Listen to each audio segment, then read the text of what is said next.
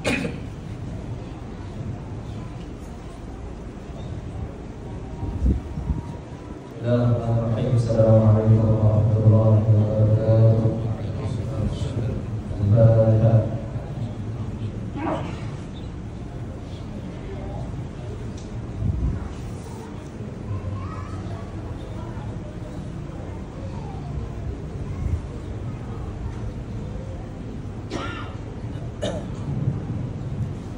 Alhamdulillahi rabbil alamin. Wassalatu wassalamu ala asyrafil anbiya'i wal mursalin wa ala alihi wa sahbihi ajma'in. Qala rabbi shrah li sadri wa yassir li amri wahlul 'uqdatam min lisani yafqahu qawli. Wa la hawla wa la quwwata illa billahil 'aliyyil 'azim. La hawla wa la quwwata illa billahil 'aliyyil 'azim. La hawla wa la quwwata illa billahil 'aliyyil 'azim.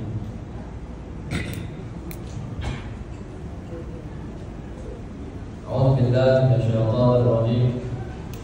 يا أيها الذين آمنوا كتب عليكم الصيام كما كتب على الذين من قبلكم لعلكم تتقون. وقال النبي المصطفى محمد صلى الله عليه وآله وصحبه وبارك وسلم: من صام رمضان إيمانا واحتسابا غفر له ما تقدم من ذنبه. Jadi tuan-tuan dan yang dirahmati Allah, sebelum itu tuan-tuan saya nak tanya kepada tuan-tuan, tuan-tuan tahu saya nak cakap apa? Tuan tahu saya cakap apa tadi kan? Ada satu kisah yang disebutkan oleh guru saya sendiri, Fadil Ustaz Nazrul Nasir Al-Azhari. Disebutkan ada seorang ulama nama dia Juha ni tuan, dia dijemput datang satu tempat untuk kuliah lah, untuk kuliah. Dijemput, contohlah Juha ni jemput tempat depan surau ni, contoh. Jadi kali pertama Juha tu dia main di surau ni, dia tanya kepada tuan-tuan. Dia kata, tuan-tuan tahu tak saya nak cakap apa? Jadi kita kata apa? Tak tahu ya. Jadi Juha ni kata apa? Dah tak tahu saya nak cakap apa, dia cakap. Jadi dia beri. Kali pertama. Kali kedua tuan-tuan, surau ni kita jemput kali ni Juha ni. Lalu sebelum Juha ni sampai, kita pakat lah. Hari itu kali pertama jemput dia tak kata apa. Dia tanya kita tahu ke tak? Kita kata tak tahu. Kali kedua bila kita jemput dia dah main dah. Kalau dia tanya kali kedua, kalau dia tanya benda yang sama, kata tahu. Jadi Juha tu pun main. Dia main-main, dia duduk depan ni, dia tanya soalan yang sama. Dia kata apa? Tuan, tahu tak saya nak cakap apa malam ni? Jadi Juha ni kata apa? Kita kata apa kat Juha ni? Kita kata apa? Tadi dah pakat dah. Kita baru kata tahu. Jadi Juha ni kata apa? Mudah kerja. Semua dah tahu lah saya nak cakap apa. Tak nak cakap. Balik. Kali ketiga pula surau ni jemput kali yang ketiga Juha ni. Jadi sebelum dia main, kita pun pakat sekali lagi. Kalau orang Juha ni tanya tahu ke tidak, setengah kena kata tahu, setengah lagi kata tak tahu. Lalu Juha ni pun main. Dia main-main kan, dia duduk depan ni. Dia tanya soalan yang sama. Tuan-tuan tahu tak saya nak cakap apa? Tadi kita pakat lah kan. Jadi setengah kata apa? Tahu. Setengah lagi kata tak tahu. Lalu Juha kata apa? Mudah juga kerja. Yang tahu kena cerita dekat tak tahu. Yang tak tahu tanya pada yang tahu. Sudah dia tak jawab. Sudah dia tak cerita pada tu. Jadi dia tanya tuan-tuan tahu tak saya nak kata apa? Jadi dia tak jawab tahu apa tak tahu. Jadi tuan-tuan dan rahmati Allah, alhamdulillah hari ini kita berada pada malam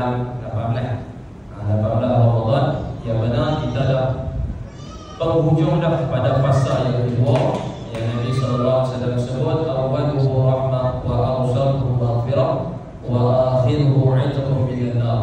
Nabi kata awal 10 yang pertama adalah rahmat, 10 yang kedua keampunan, dan yang ketiga adalah kebebasan ataupun kebebasan daripada api neraka Allah Subhanahu wa taala. Jadi tuan-tuan dan rahmati Allah, ni rasa bagi saya dengan ditambah kot Jerman. Dan saya ingat kad punya buka-buka main kat sejam. Jadi saya pun terlambat, tak sempat main shot dengan tuan-tuan. Saya sampai habis lah. Tok Imam bagi salam lah. Jadi saya pun pasal orang ikut makmum yang masbuk tu, saya ikut dia lah. Jadi alhamdulillah tak dapat dan minta maaf. Jadi tak apa, insyaAllah hari ini kita akan berkongsi sedikit tentang kepentingan, tentang apakah artinya Ramadan. Sebab apa Ramadan kena ada? Sebab apa kita masuk? Sebab apa Allah Ta'ala bagi rezeki kepada kita untuk berada di dalam madrasah Ramadan? Sebab bila kita masuk saja Ramadan ni, kita rasa ada lain sikit. Kalau kita masuk bulan-bulan yang lain, kita rasa tak berapa nak rasa sangat. Itu tuan-tuan sendirilah yang rasa. Saya tak boleh nak kata kat tuan-tuan, saya boleh kata rasa sebab saya rasa. Tuan-tuan bukan rasa. Dia masuk Ramadan ni dia rasa lain. Sebab apa ya tuan-tuan? Sebab Ramadan ni adalah satunya madrasah dia untuk mendidik, dan dia mendidik hati kita dan peribadi kita. Iaitu apa? Ramadan ni dia mendidik akhlak kita sendiri. Dengan adanya Ramadan ni dia didik akhlak kita. Seperti mana Nabi SAW disebut tentang Ramadan ni. Sebab apa Ramadan dididik? Sebab Ramadan ni adalah satu bulan yang sangat berkat. Di mana disebutkan oleh Nabi SAW, Nabi kata, ya ayuhan nas qad azallakum syahrun 'azim mubarak. Nabi kata, wahai manusia, kamu ni akan didatangi oleh satu bulan, iaitu bulan yang hebat dan bulan yang diberkati. Kata Abu Sa'id sendiri, Al-Fadhil Ustaz Nazrul, disebut berkatnya satu bulan tersebut adalah dengan ziyadatul khair, iaitu bertambahnya kebaikan kita di dalam bulan Ramadan. Sebab itulah tuan-tuan dan rahmati Allah, alhamdulillah kita boleh masuk dalam bulan Ramadan, bulan yang mendidik hati dan peribadi kita. Dengan yang bulan Ramadan, dia dapat juga lah menambah keberkatan, dapatlah menambah kebaikan yang tambahkan kepada diri kita sendiri. Sebab itulah tuan-tuan dan puan, kita kena renung balik. Bulan Ramadan ni dia banyak membentuk, dia tarbiyah diri kita untuk kita dekatkan dengan Allah. Macam tuan-tuan dan puan, kita ada satu buat dah. Mula 1 Ramadan, selepas habisnya Isyak, kita akan sambung dengan solat sunat tarawih. Itu salah satu cara madrasah Ramadan mendidik kita. Automatik tuan-tuan, tak pernah sebulan-bulan ni lepas Isyak kita tak pernah tunggu pun. Masuk saja 1 Ramadan, Ramadan dia mendidik kita. Kita lepas solat Isyak, kita akan tunggu dulu untuk apa? Solat sunat tarawih. Tak apalah, orang kata dapat 8 ke, dapat 21 ke, kita tunggu lah. Kata dapat 8 ke, dapat 21 ke, 21. Cuma yang tuan-tuan, kalau buat 8, contoh dengan satu tempat dia buat 8, bila habisnya solat sunat yang ke-8 rakaat tersebut, tuan-tuan, kalau surah tu masjid tu dia tambah witir 3, tuan-tuan tak boleh ni. Habis 8 je makan keluar. Tak boleh ni, bayang witir 3 rakaat je kan. Bayang 3 rakaat, habis 3 rakaat nak balik. Kemudian tuan-tuan lah. Jadi kita habiskan dahulu. Mungkin orang kata, ustaz, kami nak bayang di rumah. Tak apa lah, kita terima lah. Takut kot apa? Takut kot kita yang bayang witir 3 di surau ni, keluar-keluar jumpa orang kata bayang di rumah, jumpa dia kita kopi. Tak dengar kot. Jadi kalau ada tempat-tempat 8, tuan-tuan sama dengan 3. Ada 8 ke, 21 ke, 2. Okey, jadi itu di antara tanda-tanda madrasah ni menjadikan kita ni dekat dengan Allah Subhanahu wa taala. Selain daripada itu tuan-tuan, Ramadan ni dia didik diri kita juga dengan akhlak dan sebagainya. Ramadan juga mendidik kita dekatkan diri kita ni dengan makhluk. Dekatkan diri kita ni dengan kawan-kawan kita. Dekatkan diri kita ni dengan jiran-jiran kita. Contoh mudah sama juga Ustaz, macam kita sembahyang solat sunat tarawih. Kita bayang lama 8 rakaat, 21 rakaat, duduk sebelah kawan kita. Satu. Yang kedua, dah dekat buka puasa, kita buat apa? Tukar sama tukar, pakai sama pakai. Kawan ni bagi sos sikit, kita bagi dekat dia bihun, dia bagi kat kita nasi ayam. Contoh. Kita bagi kat dia murtabak, dia balas balik roti john. Contoh. Jadi dia dekatkan kita ni dengan makhluk, dekatkan kita ni dengan kawan-kawan kita, jiran-jiran kita. Kalau kita nak jumpa dalam bulan selain Ramadan ni payah. Kadang-kadang kita balik pun dah lewat malam. Jiran kita ni dia balik awal ke, kadang-kadang terbalik pula dia balik lewat malam, kita balik awal sikit. Tak ada nak jumpa. Bila main Ramadan, kita dapat dah kata apa, kita punya tempat kerja ni dapat dah balik awal sikit. Sebab Ramadan dan sediakan apa semua, kita sempat dah juga untuk bertukar juadah. Tukar sama jiran-jiran kita. Okey? Itu madrasah Ramadan. Jadi tuan-tuan dan puan dirahmati Allah. Sebab apa tuan-tuan? Kita seperti mana yang disebutkan oleh baginda Nabi SAW. Nabi sebut apa? Nabi sebut seperti hadis yang saya bacakan, man shama ramadhana imanan wa ihtisaban ghufira lahu ma taqaddama min dhanbi. Satu lagi, man qama ramadhana imanan wa ihtisaban ghufira lahu ma taqaddama min dhanbi. Disebut dua, man shama, satu lagi man qama. Kata Syekh Nusri Allah Ta'ala disebut man shama. Man shama ni adalah bermulanya waktu subuh sehinggalah nak buka puasa. Bahasa mudah kita faham lah, nak bagi faham mudah. Itu man shama, siapa yang puasa. Satu lagi hadis disebut man qama. Man qama ni bermulanya maghrib, waktu berbuka tersebut sehingga nak masuk subuh ni. Bahasa mudah dia. Jadi apa beza dia? Man shama bermaksud siapa yang puasa, barang siapa yang berpuasa. Man qama pula maksudnya apa? Barang siapa yang menghidupkan. Nabi sebut imanan, man qama ramadhana, man shama ramadhana, siapa yang menghidupkan, siapa yang berpuasa. Dua beza. Depan tu je.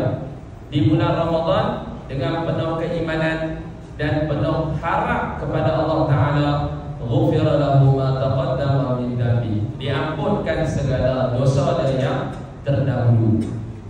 Jadi tuan-tuan rahmati Allah, selain itu juga kita madrasah jadikan kita sebagai membentuk akhlak diri dan sebagainya.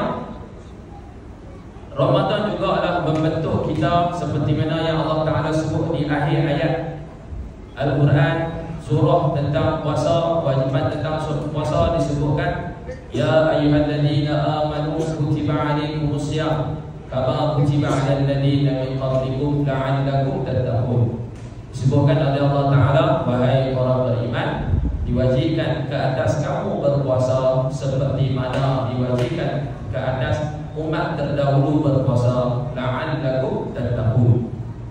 Ayat Allah sebut apa? La'allakum tattaqun.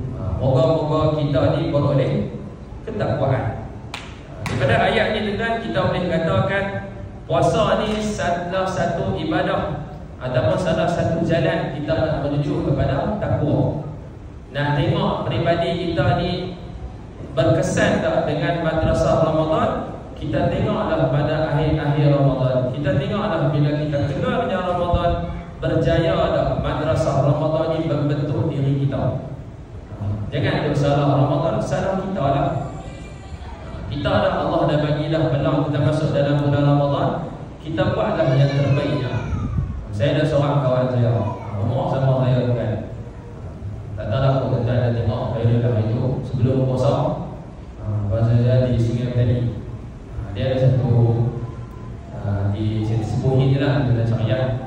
Dia kawasan Bandar Seri Astana. Tentang Syariah tengok sebelum puasa. Itu kawan saya sendiri, kawan sekolah saya, kawan tempat ngaji saya. Umur sama muda ni, sebab saya muda ni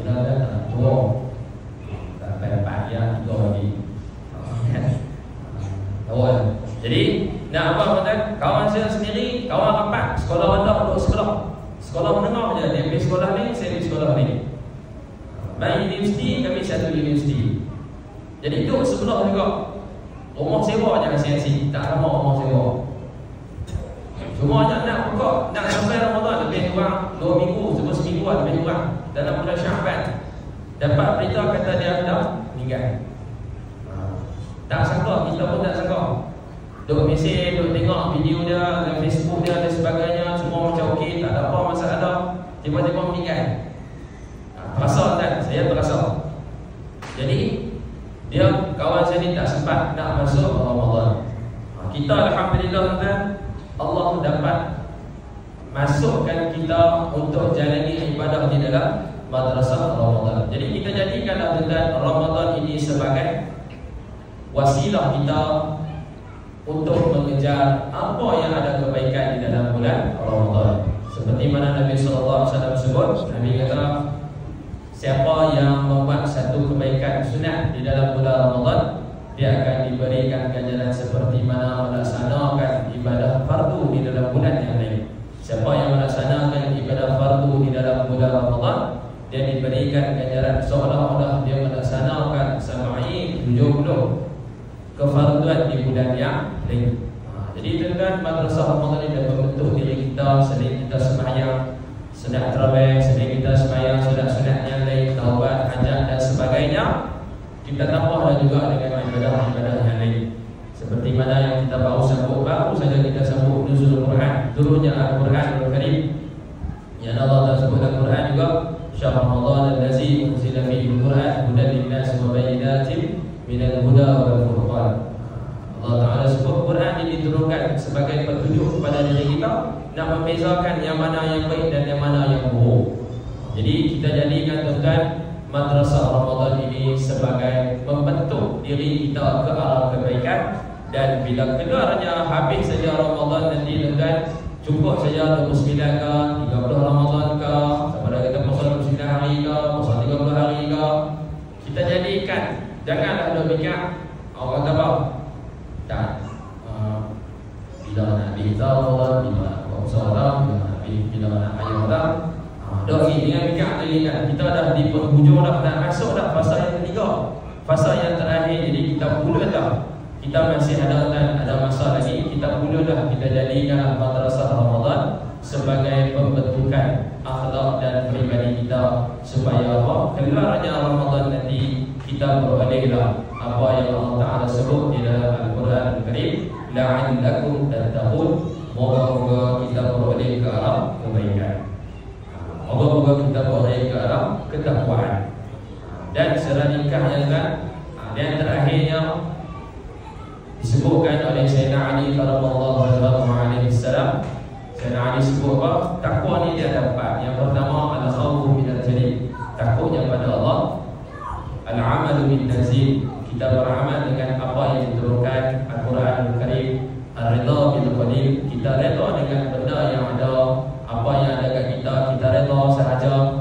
Isti'adad sedia bil rahim, dan juga persediaan kita ke arah kebaikan. Ini ciri-ciri orang yang bertakwa. Kita harapkan tuan-tuan, keluarnya Ramadan nanti kita dapat melaksanakan ibadah seperti mana kita melaksanakan ibadah di dalam bulan Ramadan. Moga-moga kita beroleh juga 4 ciri, 4 kategori yang Nabi yang Sayyidina Ali sebut tentang orang yang bertakwa. Jadi tuan-tuan pada rahmat Allah,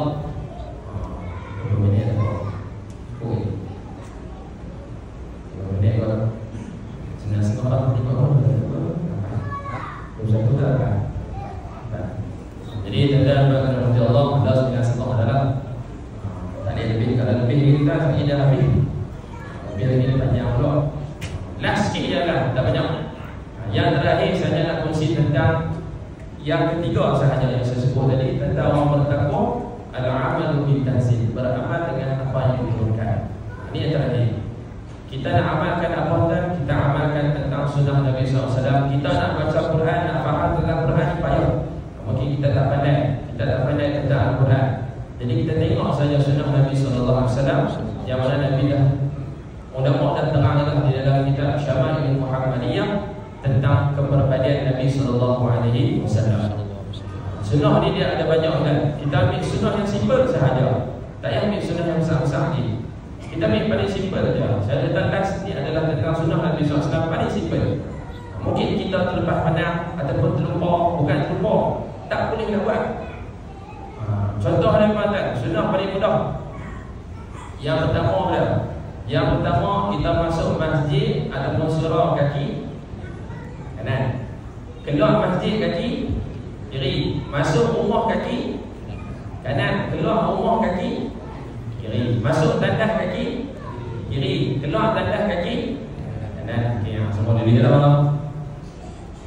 Minum air tangan kanan. Makan tangan kanan. Ada tak tangan kiri? Ada kan? Sekejap. Tiap kan? Kita pegang tangan kiri, potong tangan kanan kan? Lepas tu suap kan? Ada buah tangan kanan. Ada yang giling, ada yang buk. Yang giling tu dia buat tangan kiri lah. Jadi itu tertinggal dah. Mula tangan kanan.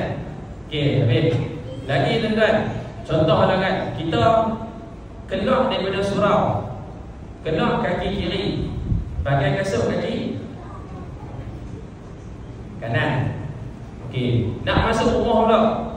Masuk rumah tadi kaki kanan. Macam mana nak masuk rumah? Buka kasut kaki kiri. Tentu buka kasut kaki kiri tu, letak atas kasut, buka kasut kaki kanan, baru masuk. Kau tuan-tuan, buat je tak? Kau terus masuk lah. Ini sunnah dia, kita tertinggal. Lagi jenam, minum air tangan kanan. Kalau tangan kanan kita penuh dengan gulai dan sebagainya, ambil tangan kiri, pegang je tangan kanan, dorong, tampak tangan kanan. Lagi, naik motor kaki kanan, turun kaki kiri, masuk kereta kaki. Pemandu masuk kereta kaki mana? Jangan tengok penumpang, tengok pemandu. Masuk kaki kiri, habis semua masuk cakap buat lah. Dan kita kena ubah, kita cuba ubah lah. Sebab tu dan Malaysia ada belah ni, kalau Arab sini ada belah ni, dia masuk kaki kanan. Cuma yang saya tengok guru saya sendiri, Ustaz Haji Saiful Nizam, dia masuk kereta tak penuh lagi lah. Saya tengok dia masuk kaki kiri, dia akan masuk kereta kaki kanan. Dia akan masuk kanan tu betul betul kiri. Dia rasa macam pelik lah, tapi benda tu itulah benda yang sunnah yang kita tinggal. Maksud dia apa? Sunnah tinggal ni apa? Semua pekerjaan yang baik dimulakan dengan sebelah kanan. Jadi tuan-tuan dan puan rahmati Allah, tuan-tuan dah tahu dah apa pekerjaan yang baik, apa pekerjaan yang buruk. Jadi kita mulakanlah di sebelah kanan. Saya tengok ada semua kat datang lah, kecuali satu je lah, betul. Siapa yang rela tadi kita tengok, dia masuk kanan ke dia masuk kiri. Kita cuba praktikkan. Kita ambil sudah satu dulu, besar-besar dengan dia fikir aja. Ambil yang kecil ya, kita buat yang kecil dulu supaya apa kita boleh beramal dengan apa yang Nabi SAW turunkan kepada kita semua. Jadi tuan-tuan dan puan Allah, sekadar ini sahaja perkongsian daripada diri saya sendiri. Yang baik daripada Allah Subhanahu Wa Taala, saudara silap datang daripada saya sendiri. Aku lupa hadza wa astaghfirullah li wa lakum. Assalamualaikum warahmatullahi wabarakatuh.